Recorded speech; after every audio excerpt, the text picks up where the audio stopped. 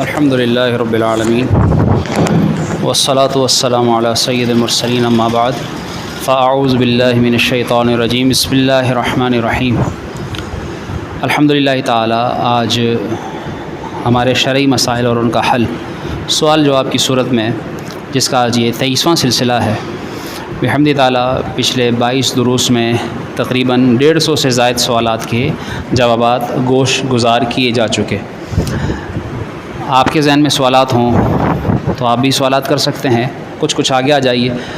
جو بھائی دور ہیں تھوڑا قریب آ جائیں گے تو انشاءاللہ آپ کو سیکھنے کی نیت سے اس علم کی محفل میں، اس علم کی مجلس میں بیٹھنے کا انشاءاللہ ثواب بھی ملے گا۔ 14 اگست کے حوالے سے، چونکہ آج 13 اگست ہے اور کل 14 اگست پاکستان کا 76واں یوم آزادی منایا جائے گا،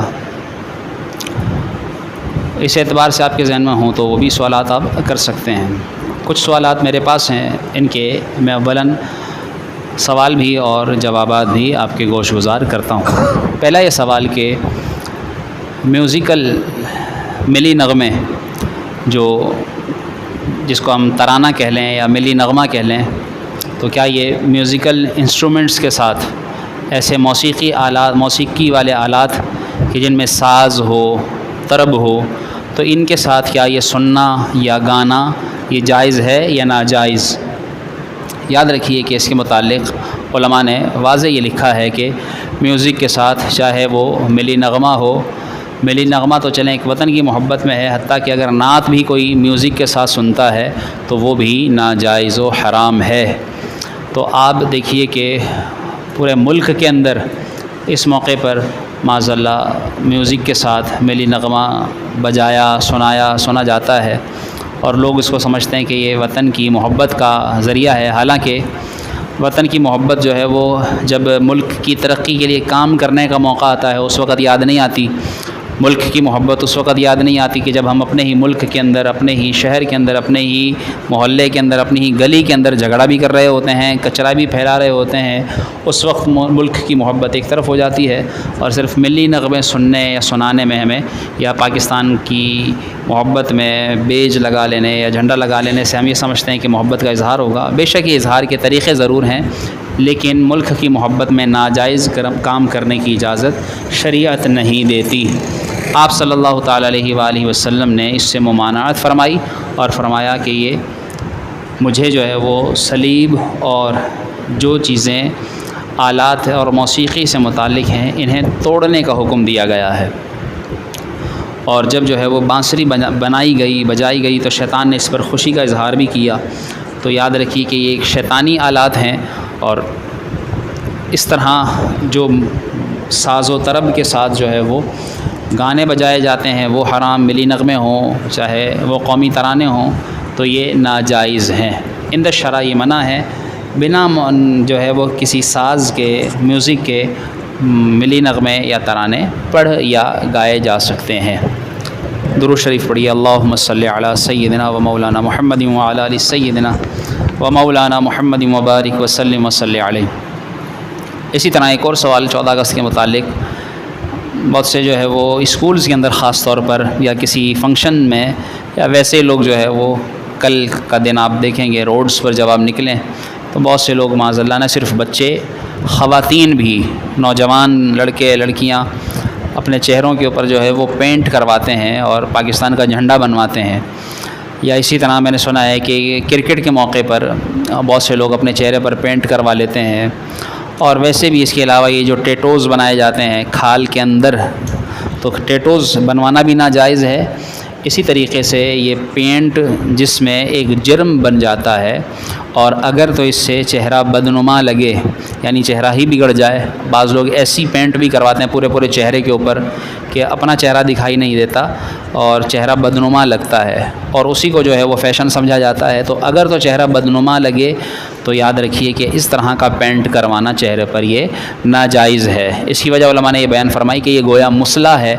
حتیٰ کہ علماء نے، فقہاء نے یہ مسئلہ بھی تحریر کیا ہے کہ اگر گیلی مٹی ہو، یعنی کیچڑ کی صورت میں اور پانی نہ مل رہا ہو، تو گیلی مٹی سے تیمم کرنا بھی منع ہے۔ گیلی مٹی سے تیمم کرنا بھی منع ہے، سوکھی مٹی سے تیمم کریں گے، کیونکہ اس سے چہرہ جو ہے وہ جب چہرے پر جو ہے وہ کیچڑ لیپ لی جاتی ہے. بعض لوگ ویسے ہی کسی جگہ نہانے جاتے ہیں جب کسی سمندر پر یا کسی دریا کی جھیل وغیرہ پر, تو وہاں جو ہے کیچڑ منہ پر لیپ کر اس طرح تفریح کے طور پر, مذاق کے طور پر ڈراتے بھی ہیں اس طرح کسی کو, یا ویسے ہی جو ہے وہ ہنسی مذاق کے طور پر اس طرح معاذ اللہ کرتے ہیں. تو یہ صورت بھی چہرہ بگاڑنے کی ہے, اس سے بھی علماء نے منع فرمایا ہے. تو پینٹ کے متعلق اگر تو چہرہ بگڑ جاتا ہے پھر تو یہ ناجائز و حرام ہے, لیکن اگر چہرہ بگڑتا نہیں, برا نہیں لگتا, اچھا لگتا ہو, تو پھر بھی اس کو علماء نے فرمایا کہ کم از کم اس میں اتنا تو ضرور ہے کہ وہ جب پینٹ جسم پر کیا جاتا ہے, جسم کھال پر ہوتا ہے, چہرے پر ہوتا ہے, تو وہ ایک جرم چھوڑتا ہے, یعنی اس کی ایک تہ بنتی ہے جس کی وجہ سے پانی جو ہے وہ نہیں بہتا, اور جب جس چہرے پر کھال پر پانی نہیں بہتا تو پھر وضو یا غسل بھی نہیں ہوتا. تو اس لیے جو ہے وہ اپنے چہرے کو اس سے بچایا جائے. اور ظاہر سی بات ہے کہ یہ ایک لغو اضافی کام ہے جس کا یعنی کوئی یہ کہے کہ اس کی کوئی ضرورت ہے, اس کی کوئی بہت زیادہ جو ہے وہ ڈیمانڈ ہے کہ یہ کریں گے تو جشن آزادی منانے کا ثبوت ہوگا یا لگے گا کہ ہاں جشن آزادی منایا ہے. تو ایسا جب نہیں ہے تو معاذ اللہ اس سے بچنا ہی ضروری ہے. درود شریف پڑھیے. اللہم صلی علی سیدنا و مولانا محمد وعلی آل سیدنا و مولانا محمد مبارک وسلم وصلی علیہ. اسی طرح کسی نے سوال کیا کہ جب غسل فرض ہو عورت پر تو کیا وہ دودھ پلا سکتی ہے یا نہیں. یاد رکھیے کہ اول تو جب بچہ کسی عورت کے ہاں پیدا ہوتا ہے تو وہ اس وقت بھی ظاہر سی بات ہے کہ حالت نفاس میں ہوتی ہے اور وہ اس پر غسل فرض ہوتا ہے اور وہ ناپاک ہوتی ہے. تو جب اس حالت میں وہ دودھ بچے کو ماں بچے کے پیدا ہوتے ہی دودھ پلا سکتی ہے, تو اس کے علاوہ اگر ناپاکی کی حالت میں ہو تو اس میں بھی دودھ پلا سکتی ہے, آٹا گوندھ سکتی ہے, کھانا پکا سکتی ہے, روٹی پکا سکتی ہے, اس میں کوئی حرج نہیں ہے. ہاں یہ ضرور ہے کہ اگر وضو کر لے گی تو زیادہ اچھا ہوگا کہ اس کا اثر بچے پر ضرور پڑتا ہے. تو اگر بے غسل ہے, اس پر غسل فرض ہے, تب تو کوئی ظاہر شرعی وجہ ہے, لیکن جب شرعی وجہ نہ ہو تو پھر غسل کے ساتھ ساتھ اگر وضو بھی کرے گی تو اس کا اثر بھی ضرور اس کی اولاد پر پڑے گا. درود شریف پڑھیے. اللہم صلی علی سیدنا و مولانا محمد وعلی آل سیدنا و مولانا محمد مبارک وسلم وصلی علیہ. جی جی جی ان کا سوال یہ ہے کہ جو جگہ پہلے مدرسے کے لیے ہو تو پھر اب جو ہے وہ مدرسہ کسی اور جگہ شفٹ کر دیا جائے تو اس مدرسے کی جگہ کو مسجد بنانا وہ صحیح ہے یا نہیں. یہ متولیان جو مسجد کی متولی ہیں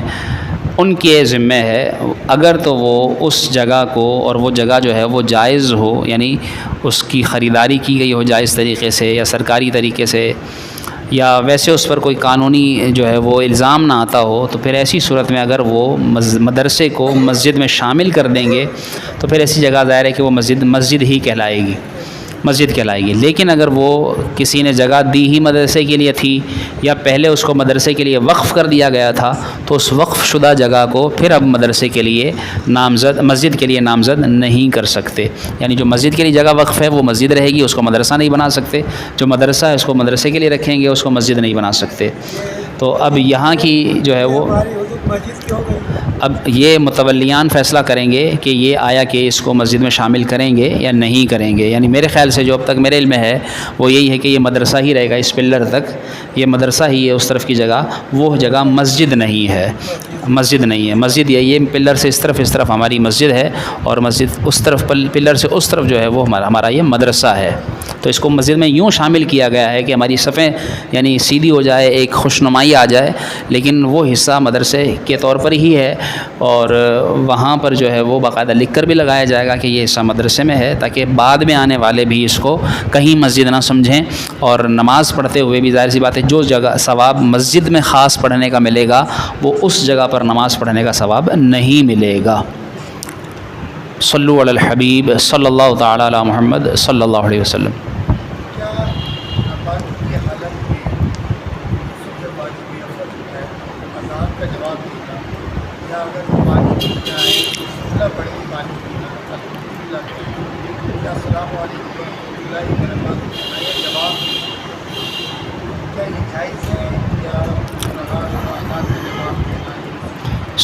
سوال یہ ہے کہ حالت ناپاکی میں جب غسل فرض ہو، واجب ہو، تو اسی صورت میں اذان کا جواب دے سکتے ہیں یا نہیں، یا سلام کا جواب دے سکتے ہیں یا نہیں، یا اسی طریقے سے اور دیگر الفاظ جیسے کوئی خوشخبری ملی تو الحمدللہ کہہ سکتے ہیں یا نہیں، یا کوئی بری خبر ملی کسی کے انتقال کی تو انا للہ و انا الیہ راجعون پڑھ سکتے ہیں یا نہیں، اس طرح کا یہ سوال ہے۔ اس کا جواب یہ ہے کہ حالت ناپاکی میں یعنی جب بے غسل ہوں تو پھر قرآن پڑھنا منع اور حرام ہے بے غسلی حالت میں، جبکہ یہ جو چیزیں ہیں یعنی اذان کا جواب یہ ایک مستحب عمل ہے، ثواب کا کام ہے، اذان کا جواب جو ہے وہ دیا جا سکتا ہے۔ اسی طریقے سے بغیر قرآن کی نیت کرے الحمدللہ بھی پڑھ سکتے ہیں، کہہ سکتے ہیں۔ اسی طرح انا للہ و انا الیہ راجعون بھی کہہ سکتے ہیں۔ اسی طریقے سے کھانا کھاتے ہوئے بسم اللہ الرحمن الرحیم بھی کھانا کھانے کی دعا کی نیت سے، قرآن کی نیت نہ ہو تو پڑھ سکتے ہیں۔ تو غسل کی حالت میں جب یعنی فرض ہو غسل تو پھر قرآن نہیں پڑھ سکتے، چاہے جائے کہ چھو سکیں اور چاہے جائے کہ جو ہے وہ اس کو پڑھ سکیں، یعنی دیکھ کر پڑھ سکیں، چھو کر۔ زبانی پڑھنا بھی منع ہے حالت جنابت میں جب اس پر غسل فرض ہو، تو یہ چیزیں نہیں کر سکتے۔ اسی طرح مسجد میں داخل نہیں ہو سکتے جب غسل فرض ہو، طواف کرنا حرام ہے حالت جنابت میں۔ اسی طریقے سے جب وضو نہ ہو تو پھر قرآن کو چھونا منع ہے، جبکہ اس کو زبانی پڑھ سکتے ہیں۔ غسل کیا ہوا ہو اور بے وضو ہوں تو بے وضو ہونے کی صورت میں قرآن کو چھو نہیں سکتے، قرآن پڑھ سکتے ہیں، زبانی یا دیکھ کر ہاتھ لگائے بغیر پڑھ سکتے ہیں۔ اسی طریقے سے فون کے اوپر جو ہے وہ بسا اوقات قرآن سنتے ہیں لوگ اور اس کو بھی نہیں چھونا چاہیے۔ ایسی صورت میں بھی دیکھیں احترام تو یہی ہے، احتراماً تو یہی کہا جائے گا۔ علماء نے اس میں اگرچہ اجازت دی ہے کہ چونکہ وہ اسکرین پر ہوتا ہے، پروٹیکٹ ہوتا ہے وہ، تو اس پر اسکرین پر قرآن کو چھو سکتے ہیں یا ٹائپ کر سکتے ہیں۔ تو علماء نے لکھا ہے کہ چونکہ اس میں براہ راست آپ قرآن جو ہے نا وہ الفاظ کو نہیں وہ کر رہے، چھو نہیں رہے، لیکن چونکہ جو ہے وہ ادب جب ادب ہے، ایک جدید چیز اگرچہ ہمارے سامنے ضرور آ گئی ہے موبائل کی صورت میں یا ٹیبلٹ کی صورت میں یا لیپ ٹاپ کی صورت میں، تو آج کل تو جو ہے وہ بول کر بھی ٹائپ کیا جاتا ہے۔ تو بہرحال یہ ساری چیزیں ادب سے بھی تعلق رکھتی ہیں کہ ادب تو یہی ہے کہ جب حالت جنابت میں ہوں تو اس وقت قرآن نہ پڑھیں، نہ اس کو موبائل پر چھوئیں، ادب تو یہی ہے۔ اگر یہ اجازت ضرور ہے کہ چھو سکتے ہیں بحالت مجبوری، بہت زیادہ ضروری ہے، یا اگر جو ہے وہ کوئی کپڑے کے واسطے سے اگر چھوئیں تو یہ تھوڑا سا کچھ اور لحاظ رہ جائے گا، تو بہتر یہی ہے کہ نہ چھوا جائے۔ لیکن اگر موبائل پر چھوتے ہیں حالت جنابت میں تو چھو سکتے ہیں، براہ راست قرآن کو ہاتھ نہیں لگا سکتے۔ درود شریف پڑھیے، اللہم صلی علی سیدنا و مولانا محمد و بارک وسلم وصلی علیہ۔ اسی طریقے سے ایک اور سوال کیا کسی نے کہ انا للہ و انا الیہ راجعون، یہ را کے اوپر کھڑا زبر لگا کر لکھنا چاہیے یا را الف زبر را لگا کر لکھنا چاہیے؟ تو اس کے متعلق عثمانی رسم الخط کیا کہتا ہے؟ یاد رکھیے اس کے متعلق علماء نے لکھا ہے کہ یہ آئے قرآنی یعنی قرآن کو عثمانی رسم الخط، اب بہت سے لوگوں کو یہ بھی نہیں پتا ہوگا کہ عثمانی رسم الخط کیا ہے، یہ بھی میں بتاتا ہوں۔ اسی طرح توقیفی ہونا یہ بھی قرآن کا یعنی کہ شریعت کی طرف سے مقرر کردہ ہے، توقیفی۔ اب یہ کیا ہے یہ بھی میں عرض کرتا ہوں۔ توقیفی یہ ہوتا ہے، یہ میں سمجھتا ہوں شاید آپ میں سے کسی کے علم میں نہیں ہوگا توقیفی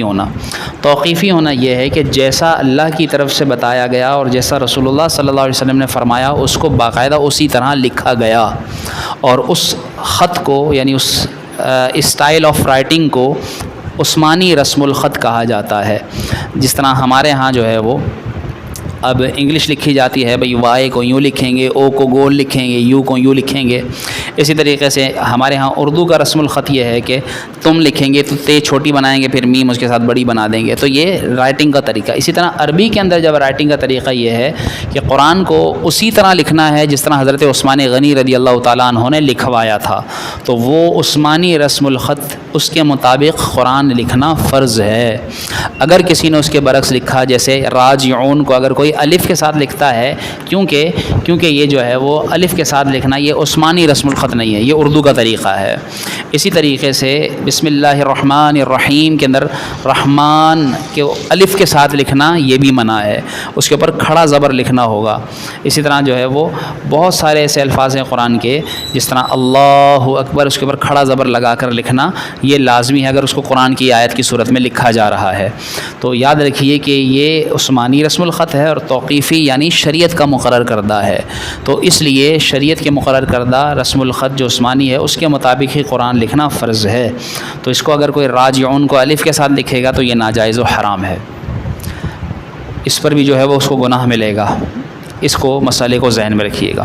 صلو علی الحبیب صلی اللہ تعالی علی محمد صلی اللہ تعالی علیہ وآلہ وسلم۔ اور کسی کے ذہن میں کوئی سوال ہو؟ جی۔ صلی اللہ علیہ وسلم نے جب معراج کری تھی تو مدینہ سے کری تھی یا مکے سے؟ آپ صلی اللہ تعالی وسلم نے معراج کہاں سے کی؟ آپ نے دنیاوی سال کتنا سال معراج ہوئی وہ تو دنیاوی سال کتنا عرصہ ہے؟ جی ہاں وہ تو لمحہ بھر تھی، جی، دنیاوی سال کتنا انہوں نے؟ عرض کرتا ہوں۔ اچھے سوال ان کے معراج سے متعلق دونوں۔ ایک سوال یہ کہ معراج کہاں سے یعنی کس شہر سے ہوئی تھی، مکے سے یا مدینے سے؟ آپ صلی اللہ تعالیٰ علیہ وآلہ وسلم کی عمر مبارک 50 سال کی تھی جب اس سال آپ صلی اللہ علیہ وآلہ وسلم کے چچا حضرت آپ کی زوجہ حضرت خدیجہ رضی اللہ تعالیٰ عنہ ان کا انتقال ہوا اور آپ کے چچا ابو طالب کا انتقال ہوا۔ تو یہ دو ہستیوں کا انتقال جس سال ہوا تو اس سال کو آپ نے عام الحزن قرار دیا، یعنی غم کا سال، کہ دو عظیم ہستیاں آپ سے بچھڑ گئیں۔ تو غمگین ہونے کی حالت میں، چونکہ یہ واقعہ مکے کا تھا، مکے میں تھے آپ اس وقت موجود، تو مکے میں ہی آپ کو اللہ تعالیٰ نے یہ معراج عطا فرمائی کہ آپ مکے سے ہی جو ہے وہ سفر پر روانہ ہوئے تھے ام ہانی رضی اللہ تعالیٰ عنہ کے گھر سے، اور پھر وہاں سے آپ مسجد حرام آئے تھے یعنی کعبۃ اللہ، اور پھر وہاں سے جو ہے وہ مسجد حرام سے مسجد اقصیٰ کی طرف آئے تھے، اور مسجد اقصیٰ سے پھر آپ لامکان کی طرف گئے تھے۔ تو اس طرح آپ کو مکے سے یہ معراج ہوئی تھی۔ اور دوسرا سوال جو انہوں نے کیا کہ آپ صلی اللہ علیہ وسلم کا یہ جو معراج کا عرصہ تھا، بیان جو یہ کیا جاتا ہے کہ آپ جب گئے تھے اور جب واپس آئے تھے تو پانی بھی بہہ رہا تھا اور دروازے کی کنڈی بھی ہل رہی تھی اور بستر بھی گرم تھا، تو یہ لمحہ بھر یعنی بظاہر جو ہے وہ مختصر سے گھنٹوں لمحوں کی بات تھی، لیکن در حقیقت یہ کتنا عرصہ بنتا ہے دنیاوی اعتبار سے سالوں میں اس کو کنورٹ کیا جائے تو اس کی تعداد تو علماء نے کوئی متعین نہیں فرمائی، لیکن یہ ضرور بیان کیا ہے کہ ایک زمین سے لے کر پہلے آسمان تک کا جو سفر ہے وہ 500 سال کا ہے، یعنی اگر ایک گھوڑا تیز رفتار مسلسل دوڑتا رہے تو 500 سال تک وہ دوڑے گا تو پہلے آسمان پر پہنچے گا، 500 سال تک آپ اندازہ لگا جی کتنا سفر ہوگا۔ اسی طرح پھر دوسرے آسمان کا سفر ہے، پھر تیسرے آسمان، پھر چوتھا، پانچواں، چھٹا، ساتواں، پھر اس سے اوپر جتنا یہ ساتواں آسمان کا فاصلہ ہے اس سے اوپر اتنا ہی عرش اعظم ہے، پھر اس سے اوپر اتنا ہی جو ہے وہ لامکاں ہے، اور پھر جو ہے وہ جنت کی سیر کرنا، دوزخ کا معائنہ فرمانا، اور اس دوران آپ کا مسجد اقصیٰ جا کر وہاں نماز پڑھانا، اور راستے میں جو ہے وہ آپ کا جتنے بھی آپ کو قافلے نظر آئے جو مکے سے سفر پر تھے شام یمن کی طرف، ان کو دیکھنا، باقاعدہ ایک جگہ رک کر آپ کا پیالہ لے کر اس میں سے پانی تناول کرنا، یہ ساری چیزیں جو ہے وہ اس بات کے تقاضا کرتی ہیں کہ یہ ہزاروں سال کا وقفہ بنتا ہو، ہزاروں سال کا، لیکن چونکہ یہ جو ہے وہ ایک راز ہے جو اللہ اور اس کے رسول کے درمیان ہے، اور اس کو دنیاوی سالوں میں جو ہے وہ کنورٹ کرنا بڑا مشکل ہے۔ جیسے حضرت جبرائیل علیہ السلام نے رسول اللہ صلی اللہ علیہ وسلم سے جب حاضری آپ کی بارگاہ میں دی اور آپ صلی اللہ علیہ وسلم نے پوچھا کہ جبریل تمہاری عمر کتنی ہے، تو جبریل علیہ السلام نے عرض کیا یا رسول اللہ مجھے اپنی عمر نہیں پتہ، لیکن اتنا اندازہ لگا لیجئے میری عمر سے کہ جب میں اللہ تعالیٰ نے میرے نور کو پیدا کیا تو میں نے آسمان پر ایک ستارہ نمودار چمکتا ہوا طلوع ستارہ دیکھا، اور اس کو دیکھتا تھا تو مجھے سکون ملتا تھا۔ کہتے ہیں کہ جب میں نے دیکھا تو وہ ستارہ جو ہے وہ جب غروب ہو گیا، ڈوب گیا، مجھے نظر نہیں آیا، مجھ سے میری آنکھوں سے اوجھل ہو گیا، تو کہتے ہیں میں اس کا انتظار کرتا رہا، پھر 70,000 سال کے بعد وہ دوبارہ ستارہ نکلا، 70,000 سال کے بعد۔ کہتے ہیں کہ وہ اس طرح ہر 70,000 سال کے بعد وہ ستارہ نکلتا تھا، اور اس ستارے کو میں نے 72,000 مرتبہ دیکھا ہے، 70,000 سال بعد نکلتا تھا، میں نے اس کو 72,000 مرتبہ دیکھا ہے۔ آپ اب اس کو ہمارے کیلکولیٹر جواب دے جاتے ہیں، میں نے لگا کے دیکھا ہے باقاعدہ حساب، کیلکولیٹر میں حساب نہیں آتا، تو ہم کس طرح جو ہے وہ یہ معراج کا وقفہ بیان کرتے ہیں۔ تو حضرت جبریل علیہ السلام نے جب یہ بتا دیا کہ آپ اس سے اندازہ لگا لیں میری عمر کا، تو آپ صلی اللہ علیہ وسلم نے فرمایا کہ جانتے ہو کہ وہ ستارہ کیا تھا؟ تو آپ صلی اللہ علیہ وسلم نے فرمایا جو ستارہ چمکتا تھا وہ تمہارے اس نبی کا نور تھا جو آسمان پر چمکتا تھا۔ تو یعنی حضور صلی اللہ علیہ وسلم تمام مخلوقات سے پہلے پیدا کر دیے گئے۔ تو تو یہ جو ہے وہ اس طرح اندازہ بعض چیزوں کا نہیں لگایا جا سکتا۔ اسی طرح لوگ کہیں گے کہ دنیا کی کتنی عمر ہے، کہ دنیا کب سے قائم ہے، کوئی نہیں بتا سکتا کہ صحیح، یعنی بتاتے ہیں کہ انبیاء کے درمیان اتنا فاصلہ، اتنے ہزار سال کا، اتنے ہزار سال کا، لیکن ایکچوئل جو ہے وہ سن نہیں بتا سکتے کہ کس کو کتنا عرصہ ہو گیا۔ اب جیسے قیامت کے متعلق آپ صلی اللہ علیہ وسلم نے ساری نشانیاں بتا دیں، تقریباً اکثر نشانیاں آپ صلی اللہ علیہ وسلم نے بتا دیں، لیکن پھر بھی جو ہے وہ ان نشانیوں کے پورا ہونے میں وقت کتنا لگے گا کوئی نہیں بتا سکتا۔ سائنسدانوں نے اپنے طور پر تو یہ کہا تھا سن 2012 میں قیامت آ جائے گی، اب 2012 کو گزرے ہوئے بھی 11 سال ہو گئے، تو اب دیکھیے اب آگے کہتے ہیں 2050 تک یا جو ہے وہ 2100 سال تک جائیں گے، تو اس کے بعد جو ہے وہ قیامت آ جائے گی، لیکن کسی کو نہیں معلوم، کیونکہ یسألونک عن الساعۃ ایان مرساہا، کافر یہ سوال کرتے تھے کہ قیامت کب آئے گی، تو اللہ تعالیٰ کے رسول صلی اللہ علیہ وسلم اللہ نے فرمایا قل انما علمھا عند اللہ، اے محبوب آپ یہ کہیے کہ اس کا علم اللہ کے پاس ہے، ان اللہ عندہ علم الساعہ، بے شک اللہ ہی ہے جس کے پاس قیامت کا علم ہے۔ اگرچہ رسول اللہ صلی اللہ علیہ وسلم نے دن تک بتا دیا کہ جمعے کے دن ہوگی، مہینہ بھی بتا دیا آپ صلی اللہ علیہ وسلم نے کہ محرم الحرام کے مہینہ یعنی 10 محرم الحرام کے دن جو ہے وہ قیامت قائم ہوگی، لیکن بس سن نہیں بتایا کہ اس سن میں ہوگی۔ تو آپ دیکھیے کہ لوگ کہتے ہیں کہ حضور علیہ الصلوۃ والسلام کو سن معلوم ہوتا تو بتا دیتے، یقیناً آپ صلی اللہ علیہ وسلم کو اللہ تعالیٰ نے ہر طرح کا علم عطا فرمایا تو یہ بھی عطا کیا ہوگا، اب نہیں بتایا، اس میں اس کی حکمتیں ہیں، بے شمار علماء نے حکمتیں بھی بیان کی ہیں۔ اللہ تعالیٰ بس ہم سب کو کہتے ہیں کہ قیامت تو جب آئے گی انسان کے لیے اس کی قیامت اس کی موت ہی ہے، تو ہمیں اپنی قیامت یعنی اپنی موت کی تیاری کر لینی چاہیے، ہمارے لیے اتنا ہی کافی ہے۔ صلو علی الحبیب صلی اللہ تعالیٰ علی محمد صلی اللہ علیہ وسلم۔ اور کوئی سوال؟ جی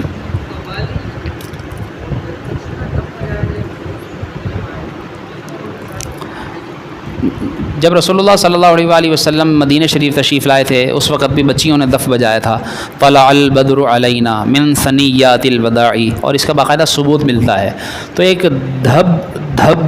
اس طرح کر کے جو ایک دف بجتی ہے اس کی علماء نے اجازت دی ہے، اور یہ جو ہے وہ صرف اس لیے ہے کہ ایک لے بن جائے، لیکن اس کے بعد لوگوں نے جو ہے وہ اس کو قوالی میں دف سے نکل کر اب تو باقاعدہ جو ہے وہ ساز بجتے ہیں باقاعدہ، اب تو وہ انگلیوں سے جو پیانو ٹائپ کا بجاتے ہیں، پھر اس کو اس طرح کر کے جس کو ہلاتے ہیں ہارمونیم، ہاں وہ بجاتے ہیں، تو اس کے اندر یہ ساز بنتے ہیں مختلف، پھر یہ گٹار بجاتے ہیں، اسی طریقے سے پھر طبلے کو مختلف اندازوں سے انگلیوں سے جو ہے وہ بجایا جاتا ہے، 2 انگلیاں کر کے 3 انگلیاں کر کے پھر مختلف انداز سے اس کو بجاتے ہیں، تو وہ جو ہے وہ اب دف سے تو نکل گیا نا معاملہ، کیونکہ بعض چیزیں ایسی ہوتی ہیں کہ جو شروع کچھ اور انداز سے ہوتی ہیں، پھر آگے چلتے اس میں بگاڑ پیدا ہوتے اتنا بگاڑ ہو جاتا ہے کہ اصل صورت تو جو ہے وہ کسی کو پتہ تک نہیں ہوتی کہ اصل صورت یہ ہے۔ تو اب دف کی صورت میں جیسے میں نے بتایا دھب دھب دھب، یہ صورت دف کی ہے، تو اب یہ صورت اگر کوئی بجاتا ہے تو اس کی اجازت ہے، اس کی گھروں کے اندر بھی کسی کی شادی کے موقع پر بھی اجازت ہے دف بجانے کی، اور دف جو ہے وہ اب دف کے بھی اصل میں آلات جدید بنا لیے گئے ہیں، اور اس کو بجایا جاتا ہے تو وہ دف نہیں لگتی، پھر وہ باقاعدہ ڈھول لگتا ہے، طبلہ لگتا ہے وہ، تو دف تو کہتے ہیں کہ کوئی موٹا سا گدا ہو جس پر اس پہ آپ ماریں کہ آواز آئے گی دھب، اس طرح یہ آواز علماء نے اجازت لکھی ہے کہ اس کی اجازت ہے، اور اس طرح کوئی بجاتا نہیں ہے، اور اس طرح نہ بجانے کی وجہ سے اور یہ صورت خراب ترین ہو جانے کی وجہ سے علماء نے اس کو بھی منع فرما دیا ہے کہ اب جو ہے وہ لوگ اس کے ذریعے یعنی اس کو سہارا بنا کر پھر اس کو قوالی کو بھی جائز سمجھنے لگتے ہیں، اور پھر قوالی میں بھی ایسے اشعار کہ جن سے اللہ رسول کی یا اولیاء کی یا پیر و مرشد کی محبت ملتی ہو، جس سے جو ہے وہ انسان اپنے ہوش میں رہتے ہوئے ایسا مگن ہو جائے اللہ رسول کی محبت میں اس کو جو ہے وہ شریعت کا پاس رہے، اس کی اجازت ہے۔ لیکن آج کل تو معاذ اللہ وہ بال بخیر کر ہاتھ پیر مارنا اور 5 انگلیاں پھنسا کر جو ہے وہ انگوٹھیاں پھنسا کر انگلیوں میں، اور جو ہے وہ گلے کے اندر وہ مختلف طرح کے ہار جھانجھر والے ڈال کر، اور پھر اس کو کہتے ہیں کہ قوالی گا رہے ہیں، تو اس طرح علماء نے اس کو منع لکھا ہے، بلکہ ناجائز، بلکہ بعض صورتوں میں اس کو حرام بھی لکھا ہے، کیونکہ ایسے اشعار معاذ اللہ قوالیوں میں پڑھے جاتے ہیں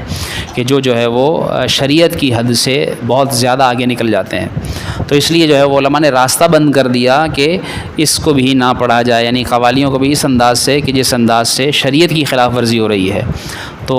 قوالی کو جو ہے وہ میوزک کے ساتھ ناجائز ہے پڑھنا، اور دف کے ساتھ جو ہے وہ پھر نعت پڑھنا، یا دف کے ساتھ گھر کے اندر کسی شادی کے موقع پر ایسے اشعار کہ جس میں جو ہے وہ گھر کی یعنی خاندان کی عزت بڑھانے کی بات ہو، یا ایسی بات ہو جو واعظ و نصیحت پر مشتمل ہو، تو اس کی اجازت ہے، وگرنہ نہیں۔ لیکن پھر وہی کہ اینڈ یہی ہے کہ علماء نے کلیتاً اس کو یہی لکھا ہے کہ یہ منع ہے، نہ کیا جائے، ورنہ اگر کرنے کی اجازت دیں تو جو کرنے دیا جاتا ہے تھوڑا بہت، اس کرنے کی آڑ میں جو کچھ کیا جاتا ہے وہ ہمارے اور آپ کے سامنے، تو اس لیے یہ منائی ہے۔ صلو علی الحبیب صلی اللہ تعالی علی محمد صلی اللہ علیہ وسلم۔ ایک دو سوال اور کر لیں جی۔ دیکھیں مرد کے لیے انگوٹھی ہاتھ میں پہننے کا حکم پوچھ رہے ہیں، کیا ہے؟ یعنی مرد کے لیے تو ایک انگوٹھی، ٹھیک ہے، اور ایک انگوٹھی بھی 4.25 ماشے سے اندر وزن کی ہو۔ چاندی کا وزن اتنا ہونا چاہیے، سونا گولڈ مرد نہیں پہن سکتا۔ ایسے ہی جو ہے وہ چھلا وغیرہ لوہے کا پہنتے ہیں، تانبے کا پہنتے ہیں، اسٹیل کا پہنتے ہیں، یہ پہننا مرد کے لیے منع ہے۔ مرد صرف چاندی کی انگوٹھی 4.25 ماشے کا وزن، اس کے اندر میں عرض کر رہا ہوں، اس کا وزن جو ہے وہ چاندی کا 4.25 ماشے کے اندر ہو۔ اس کے علاوہ جو اس پر پتھر لگا کر پہنا جاتا ہے، پھر پتھر چاہے وہ چھوٹا ہو بڑا ہو، اس کا وزن جتنا بھی ہو اس کا حرج نہیں۔ چاندی کا وزن 4.25 ماشے کے اندر ہونا چاہیے، ٹھیک ہے جی۔ چاندی پہن سکتا ہے، نقش پہن سکتے ہیں اس طرح، مطلب چاندی 4.25 ماشے کے اندر، اگر اس کے اوپر پتھر ہو تو وہ اچھی صورت ہے، وہ سنت ہے۔ اور مرد کے لیے تو اس کا نگ اس نگینے کو ہی کہتے ہیں، یعنی جو پتھر کا ہو۔ پہلے کے دور میں تو دراصل انگوٹھی کو کہا جاتا ہے خاتم، عربی زبان میں خاتم کا معنی ہوتا ہے مہر۔ کیا مطلب ہوتا ہے؟ مہر، اسٹیمپ۔ آپ صلی اللہ علیہ وآلہ وسلم نے بھی انگوٹھی جو استعمال فرمائی وہ خاتم یعنی مہر کے طور پر، اسٹیمپ کے طور پر استعمال فرمائی۔ آپ کی مہر کے اندر باقاعدہ جو ہے وہ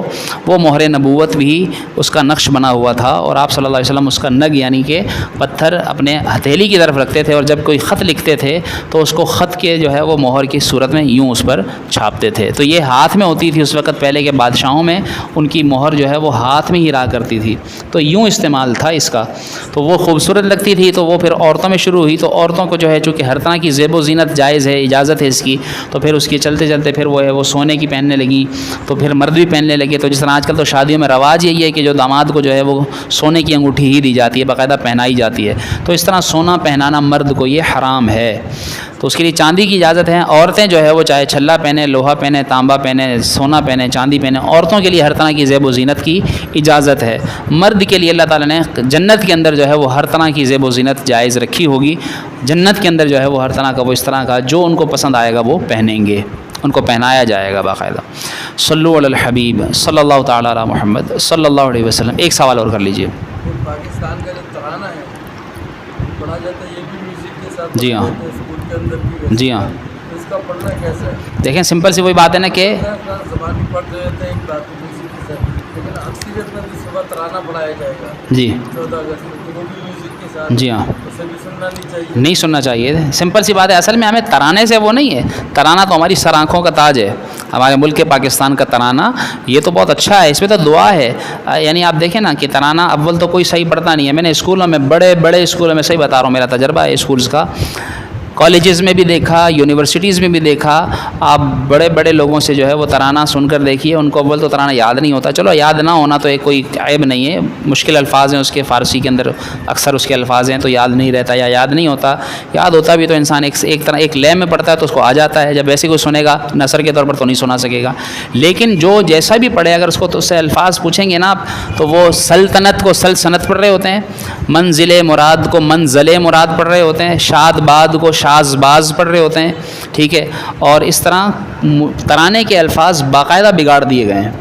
تو ترانے کے الفاظ میں دعا شامل ہے، اور آخر میں جو ہے وہ سایہ خدائے ذوالجلال، تو یہ کہا جاتا ہے، تو اللہ تعالیٰ کی رحمت کا سایہ مانگا جاتا ہے، تو دعا کو اگر کوئی میوزک کے ساتھ مانگے گا تو مجھے بتائیے کہ یہ کیا دعا رہے گی؟ ہرگز نہیں رہے گی دعا کیسے میوزک کے ساتھ بجا سکتا ہے؟ تو اس لیے اللہ کی بارگاہ میں جو دعا کی جاتی ہے تو دعا کو دعا کے آداب سے کیا جائے گا، ظاہر سی بات ہے، تو اس کو بجا کر مانگے دیں گے تو اللہ تعالیٰ خوش ہوگا، ناراض ہوگا؟ تو اس لیے جو ہے وہ ہمیں ملک پاکستان کے ترانے سے نہیں بلکہ اس کے ساتھ بجائے جانے والے میوزک پر اعتراض ہے کہ وہ میوزک پھر جو ہے وہ کوئی بھی کہتے ہیں ہم تو ترانے سے کیا، اگر کوئی نعت میں بھی حضور کی نعت ہے لیکن میوزک کے ساتھ لگا کر پڑے گا تو نعت منع نہیں، میوزک منع ہے، تو میوزک کی وجہ سے وہ کام منع ہو جائے گا، ٹھیک ہے؟ اس وجہ سے جو ہے وہ نہیں سنا جائے گا، نہ پڑھا جائے گا۔ تو ہمیں یہ حکم یہ ہے کہ ہم پڑھیں اس کو بغیر میوزک کے پڑھیں۔ بغیر میوزک کے بہت سے کام ہو رہے ہیں، بہت سے مدنی چینل دعوت اسلامی نے آپ دیکھیے کہ پورا چینل، کوئی چینل ایسا نہیں ہے جس پر میوزک نہ آتا ہو، صرف ایک ہی چینل ہے دنیا کے اندر ہزاروں چینلز میں سے، وہ ایک دعوت اسلامی کا مدنی چینل ہی ہے جو بغیر میوزک کے چلتا ہے۔ تو وہ جب اتنا ایک چینل چل سکتا ہے تو اور بھی کام ہو سکتے ہیں اس پر نعتیں بھی پڑھی جاتی ہیں، اس پر جو ہے وہ مختلف ترانے بھی پڑھے جاتے ہیں۔ دعوت اسلامی نے مختلف ترانے بھی پڑھے ہیں باقاعدہ، اویس رضا قادری صاحب نے بھی کئی ترانے ملی نغمے گائے ہیں، پڑھے ہیں، اور پڑھنے کے یعنی ان کو بغیر میوزک کے پڑھا ہے تو وہ پڑھ سکتے ہیں، اور پڑھنے میں تو بلکہ حب وطنی کا اظہار ہے تو وہ پڑھ بھی سکتے ہیں بغیر میوزک کے، تو بغیر میوزک کے ساتھ پڑھنے کی اجازت نہیں ہے۔ اللہ تعالی ہم سب کو یہ باتیں جو ہم نے سنی انہیں یاد رکھنے، ان پر عمل کرنے، انہیں دوسروں تک پہنچانے کی توفیق عطا فرمائے، آمین بجاہ نبی الامین صلی اللہ علیہ وسلم۔ اللہم صلی علی سیدنا و مولانا